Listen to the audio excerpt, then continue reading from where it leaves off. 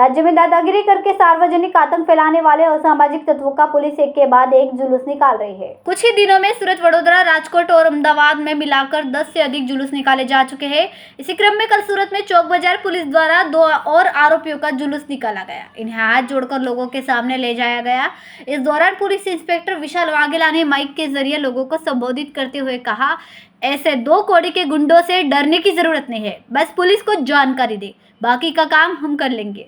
उनकी इस बात पर मौजूद लोगों ने तालियों से पुलिस का स्वागत किया। सूरत के चौक बाजार इलाके में असामाजिक तत्वों द्वारा लंबे समय से आतंक मचाया जा रहा था, जिससे स्थानीय नागरिक काफी परेशान हो गए थे। खासतौर पर कुबेरनगर क्षेत्र इन तत्वों की हरकतों का गढ़ बन चुका था।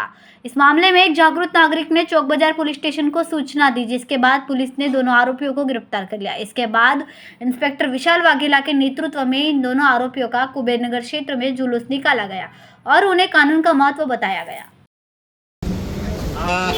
આ બેનને કાલે બબાલ કરેલી હતી, એના આરોપીઓ છે। આ જાગૃત નાગરિકે ફરિયાદ કરી એ બાબતે તુરત જ કાર્યવાહી કરેલ છે।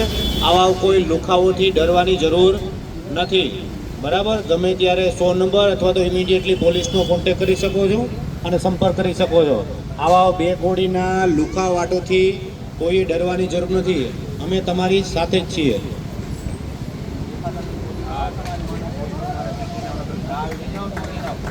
Oh.